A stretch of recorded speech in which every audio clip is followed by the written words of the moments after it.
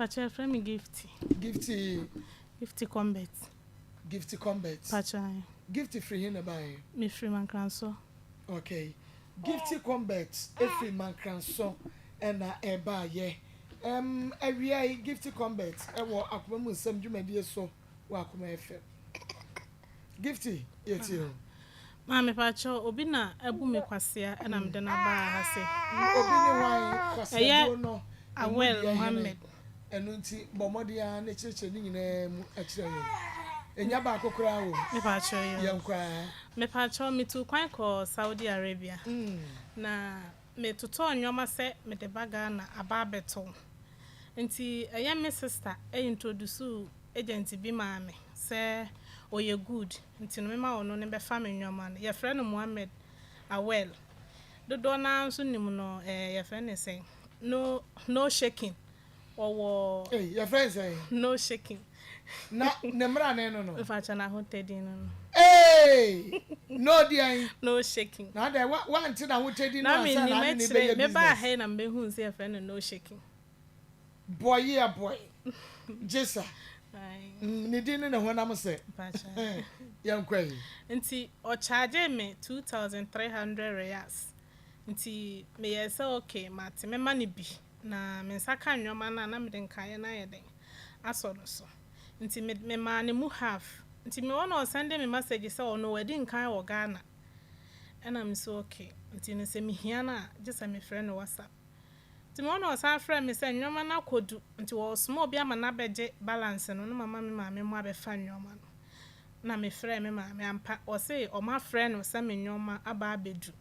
So confirm me and Miss Mihu so mammy anya confirm me de say me this kind mana any problem bia nti nipa ne beje sika no enti obeje sika na afeda me busa ne nwoma na o de nechana saa besi ne nti me baga na November last year me friend no okacha me say enwoma no ebi ba na me nwoma no nko a wontumi fa ntoke amu fa ma Kumase nti no mo de sa nwoma ne bedru a o de be ka ho na o de aba am so okay afa di afiri ho no o toto nechana sa me fra na aye nada sa me busa na o de nechana afa di o ho anu akotwa ne ka engine na o de asana me engine asai say enti what did the man free and crying by na engine be say wo kwa mu ana na engine asai no no dear also a car what they call fan your man and I engine as a beginning sana no ye. Dear mammy bufu ye, and I'm a friend, blana or suman etchere man a beje balancing. See a honor brown catcher me say, or no dear, being able to or back of friend. Nti or friend no, why ye, to me busa get back when was my winning merena san what's ye. Only a chronophobia and sonning. And Gabby, or no so or was Saudi hobby.